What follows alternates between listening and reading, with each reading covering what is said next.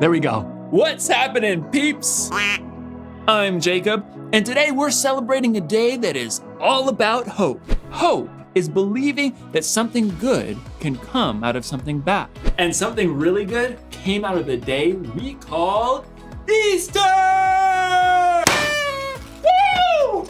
So, to celebrate, let's do some Easter-themed puzzles. First, an Easter egg hunt. Okay. Can you find which Easter egg only appears once? Is this one up here? No, that one has a twin. Oh, what about that one right in the middle? Not quite. Oh, which one was it? Obviously. Try this one. It's a word problem. Javier has 127 jelly beans. Teresa has 323 jelly beans. If Javier and Teresa share their candy, how many jelly beans will they have altogether? Okay, this is a math problem. Let's see. 127, 323, so that's 7 plus 3, that's 10, 0, carry the 1. That's 2 and 2, and then we carry the 1, so that's 5, so that's 5, 0. We have 5, 0, and then we have 3 and 1. So we did 1, 2, plus 1, where are we? 450. Yes! How many of you got 450? Nice job. Time for the next question. If Javier and Teresa eat all those jelly beans, how sick will they be? I'm just kidding. Eat candy responsibly, peeps. Time for the last puzzle. Scramble word. Okay, these letters spell something. Let's find out what. Okay, there it is. And then another P. Got it. Therapy apes. Psychologist monkeys. I'm not sure that's a thing. Let's try this. We have an H-E and a Y. Ooh, and then, I know. Hey, rest, Papa. Had a long day. Dad, take a load off. No, that's not it. Oh, it's Easter. Obviously. Aha! And because it's Easter, aha! Try peeps. Oh, you scrambled words, don't mind if I do. Today's story is the most epic true story of hope that you'll ever hear, and I hope you enjoy it. I'll see you in a few. Good, wait right there. The Bible. It's 66 books of history, stories, letters, and poetry that fit together to form God's one big story. The epic adventure of how He created us and loves us so much that He made a way to rescue us. As we travel through the Bible, from Genesis to Revelation, we discover people who met God and found their lives changed forever. Now, for an amazing story, inspired by the book of John. Chapters 18 through 20. In the days before electricity, people were used to living in darkness much of the time.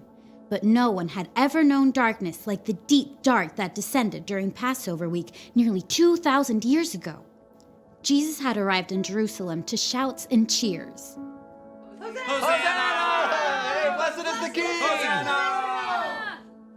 But the religious leaders had been plotting a way to get rid of Jesus, and they had found the perfect way to get to him through one of his closest followers, Judas. What will you give me if I hand Jesus over to you? For 30 pieces of silver, Judas promised to betray Jesus, the light of the world. Darkness was coming, but Jesus wasn't surprised. After a special Passover meal with his friends, he told them, "In a little while, you will no longer see me. Then after a little while, you will see me." Jesus led his friends across the Kidron Valley to a garden called Gethsemane.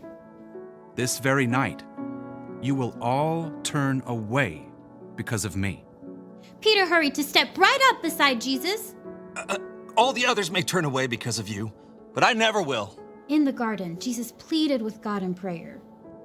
My Father, is it possible for this cup to be taken away? But if I must drink it, may what you want be done. His friends couldn't stay awake long enough to pray with Jesus. But soon, the dim silence of the garden was broken. The mob of soldiers and officials streamed into the garden, carrying flaming torches. Judas marched right up at the front and led them straight to Jesus. Who do you want? Jesus of Nazareth! I am he. At first, everyone fell back, but then they surged forward to grab Jesus. Peter tried to defend him with the sword, but Jesus stopped him. Put your sword away. Shouldn't I drink the cup of suffering the Father has given me? Jesus was tied up and taken to the high priest for questioning. Panicked, his friends fled into the darkness, except for Peter and John, who followed at a distance. Peter waited outside in the courtyard, while John slipped inside. You aren't one of Jesus' disciples, are you? Peter, afraid for his life, froze. I am not. Inside, Jesus was put on trial and lied about by fake witnesses. Tell us if you are the Messiah, the Son of God. You have said so. From now on, you will see the Son of Man sitting at the right hand of the Mighty One. He has spoken an evil thing against God. Outside, others asked Peter if he was a friend of Jesus. Twice more, he said. I am not. Jesus' own friends had abandoned him. Even as bleak morning light grew, darkness continued to gather. Because the Jewish leaders couldn't sentence anyone to die, they sent Jesus to the Roman governor, Pilate. What charges are you bringing against this man? He has committed crimes! Pilate questioned Jesus himself. Are you the king of the Jews? My kingdom is not from this world. I was born and came into the world to be a witness to the truth. Everyone who is on the side of truth listens to me. Pilate returned to the crowd. I find no basis for any charge against him. Pilate was afraid of the Jewish leaders who could get him in trouble with the Emperor Caesar. So he gave in, and Jesus was beaten. A crown of sharp thorns was pressed into his head, and he was handed over to the soldiers to be crucified.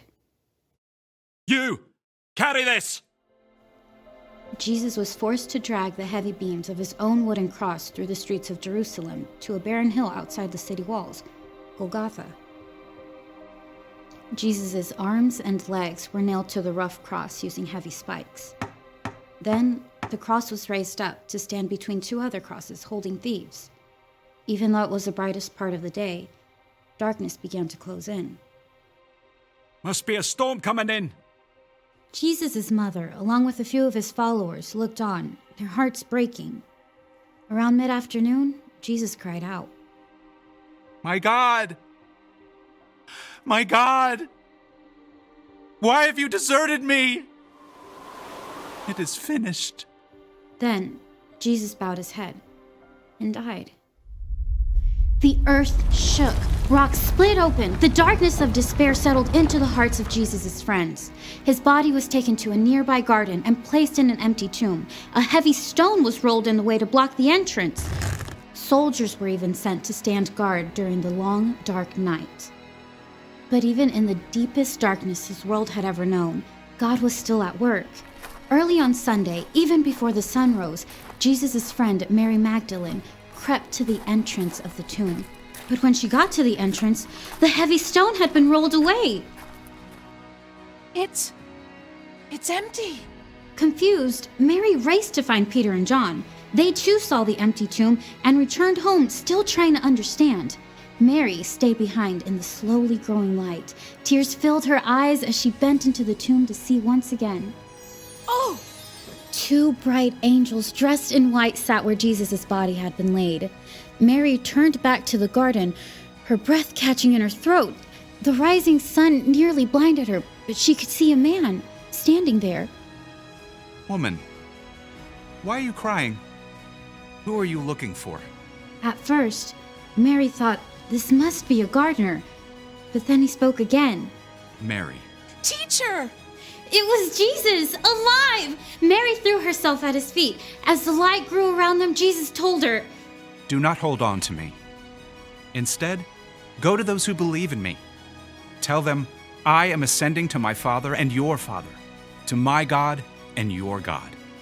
Mary raced to find the others. I have seen the Lord! Through Jesus, God had defeated death forever. We can hope because in the end, darkness will never win.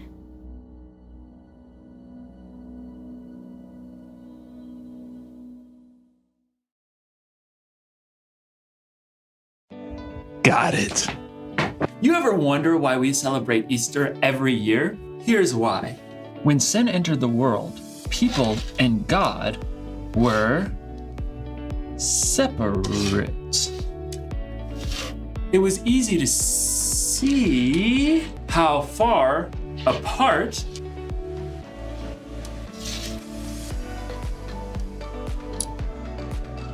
we were. People tried to make it up to God, but the price was too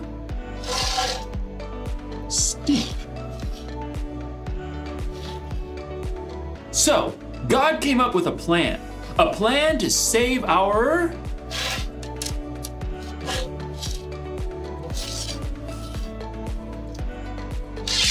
hearts. A plan to save the whole earth. God's plan was to send Jesus, his one and only Son. Jesus died to erase all of our sins from the past and all of our sins in the future too. A price we could never repay. Jesus died because of his great love for us. And we celebrate Easter because we remember that Jesus' death wasn't the end of the story. Jesus came back to life to give us hope so that when we believe, we'll have a relationship with God that will last forever. He rose from the dead to show that he's more powerful than any fear or any problem we may have. He rose so that we would know this one thing. Whatever happens, remember Jesus is alive. So, no matter what's puzzling you, you can be sure that Jesus is with you. He loves you, and he is still very much alive. Happy